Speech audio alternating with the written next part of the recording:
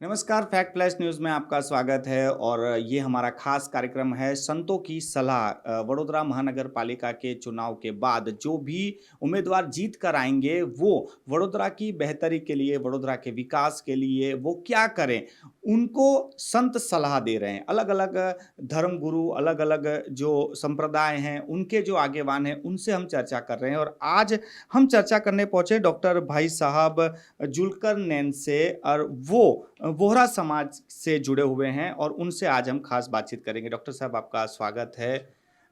जैसे मैंने कहा कि संतों की सलाह कहा जाता है कि राज्य सत्ता से ऊपर धर्म सत्ता होती है। तो जो भी लोग चुनकर आएँगे, लोक प्रतिनिधि हैं वो लोग, तो उनको आपकी क्या सलाह है?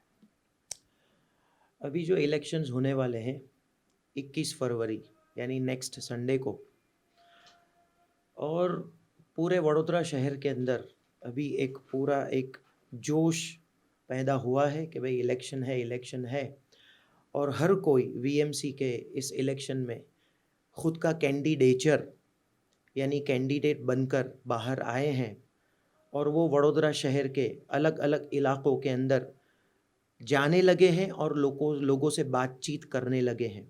लेकिन मतदाता यानी मत देने वाले, इंतखाबात में अपना हिस्सा देने वाले, ये सिर्फ एक दिन की बात नहीं है कि 21 फरवरी को जिस कैंडिडेट को मैं पसंद आया या मुझे वो पसंद आए, मैंने उनको अपना वोट दे दिया, बात ख़त्म हो गई। ऐसा नहीं होता है।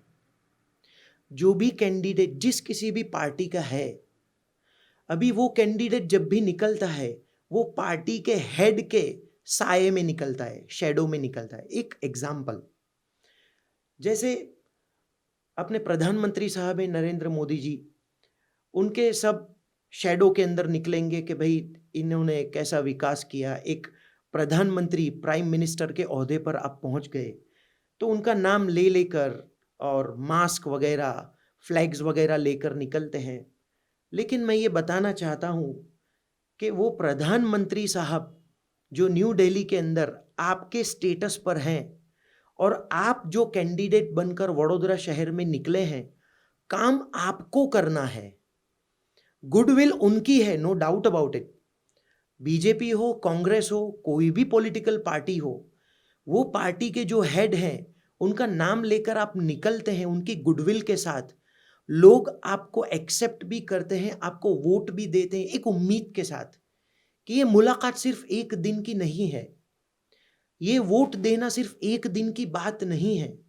लेकिन ये एक दिन के बाद मैं ये उम्मीद रखता हूं कि जिसको मैंने चुना है, जिसको मैंने इंतखाबात में इलेक्शन के अंदर वोट दिया है, वो इलेक्शन के बाद मेरे साथ कितना है, मुझसे कितनी मुलाकात करते हैं।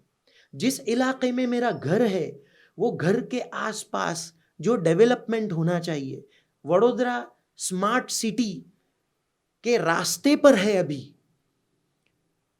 वो स्मार्ट सिटी के अंदर डेवलपमेंट के हिसाब से जो डेवलपमेंट हर लेवल पर होना चाहिए, वो डेवलपमेंट के रास्ते पर आप कहाँ हैं। ऐसे कैंडिडेट्स हैं जो इलेक्शन के वक्त ऐसे निकलते हैं, फिर इलेक्शन के बाद खुदा मालूम कहाँ छुप जाते हैं। हमको तो ये भी याद नहीं रहता है कि हम जिस इलाके में रहते हैं वहाँ के कैंडिडेट कौन है, उनका नाम क्या है। लेकिन मैं इसीलिए आया हूँ कि आप ये जो कमियाँ बता रहे हैं, ये जो समस्याएँ बता रहे हैं, आपकी सलाह क्या है? जो भी लोग जीत कर आएँगे, उनका बिहेवियर उनके मतदारों के प्रति कैसा होना चाहिए? उनका बिहेवियर ऐसा ही होना चाहिए कि जैसे वो मतदान के वक्त लोगों के दरमियान उनको कन्विंस करने निकले कि आप हमें वोट दीजिए, हम ये करेंगे, ये करेंगे, ये करेंगे।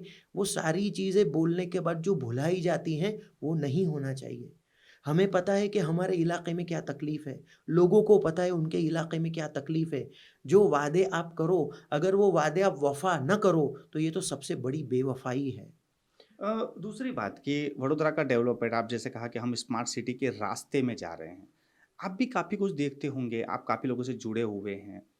आप उनको क्या सलाह देंगे कि विकास जो है वो कहाँ-कहाँ किस किस तरह से किया जा सकता है और बेहतर हो, जो भी बड़ौदा में हो उससे और बेहतर हो?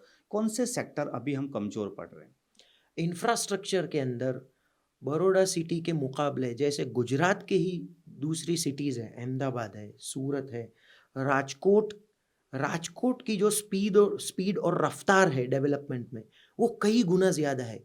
इंफ्रास्ट्रक्चर है, इंडस्ट्रीज़ है, जैसे अभी मान लीजिए सूरत के अंदर एयरपोर्ट का अपग्रेडिंग हो रहा है, वडोदरा के अंदर एयरपोर्ट का अपग्रेडिंग हुआ, लेकिन जैसा होना चाहिए वैसा नहीं हो पाया। कहीं पर तो रुकावटें आ गई हैं।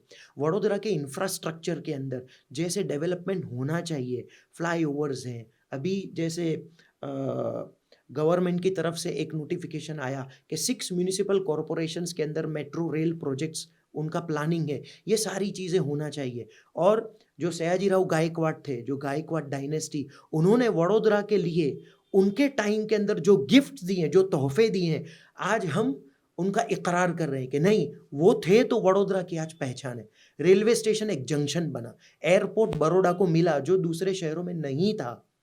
बस कनेक्टिविटी जो बड़ौदा में उनके टाइम जिससे जो शुरू हुई है रोड कनेक्टिविटी, वैसी दूसरे शहरों में आज भी नहीं है जो बड़ौदा के अंदर है। लेकिन क्लीनलीनेस के मामले में, सफाई के मामले में, इंफ्रास्ट्रक्चर के मामले में, गवर्नमेंट और पब्लिक के बीच में जो ट्रांसपेरेंसी होना चाहिए, पारदर्शिता होनी चाहिए, वैसी अगर उसमें और ज़्यादा इजाफा और ज़्यादा सुधारा हो तो वडोदरा स्मार्ट सिटी बनने में ज़्यादा वक्त नहीं लगेगा। अ, हम चुनाव की बात नहीं कर रहे हैं, हम चुनाव जीतने के बाद जो भी मेयर बनेंगे या जो भी काउंसलर बनेंगे, काफ़ी बार ऐसा होता है कि मत देने के बाद वो अपनी पार्टी के वफ़ादार हो जाते हैं, मतदार के वफ़ादार नहीं रहते हैं। क्या सलाह देंगे? ये तो जो भी जीत कर कैंडिडेट आता है, जो भी पार्टी जीत कर आती है, जैसे वो मतदान से पहले कनेक्टेड रहे, वैसे ही कनेक्टेड बड़ौदा के सिटीजन्स के साथ रहना चाहिए। कोई भी मुसीबत आ जाए, आज कोई मुसीबत बोल के नहीं आती है। आज कोई नेचुरल डिज़ास्टर, ठीक है, कोई अपने मैन मेड डिज़ास्टर या कुछ भी ऐसी अनहोनी बनती है किसी शहर में, वो ऐसा वक्त है जब पब्लिक ये चाहती है कि ये हुआ, हमारे जो कैंडिडेट जिनको हमने वोट दिया था वो कहाँ है? फ्लड्स आ गए, दूसरी कोई नेचुरल डिज़ास्टर वगैरह, तब ये कैंडिडेट्स को पब्लिक के बीच में रहना चाहिए। नहीं, हम हैं, हम इसको सॉल्व करेंगे। ऐसा जज़्बा अगर उनके पास हो तो ये वडोदरा सिटी एक नई ऊँचाई को सर करेगी। बहुत-बहुत धन्यवाद हमसे चर्चा करने के लिए और सलाह देने के लिए। जो भी नगर सेवक आएँगे, उनको अच्छी सलाह दी जा रही है कि जैसे आप मत लेने से पहले लोगों से कनेक्ट रहते हैं, लोगों के घर-घर जाते हैं, वैसी कनेक्टिविटी जीतने के बाद भी रखनी चाहिए और उनके जो दुख-सुख हैं, उनमें सबसे पहले खुद भागीदार बनना चाहिए और उनका दुःख-दर्द ज़रूर दूर करना चाहिए।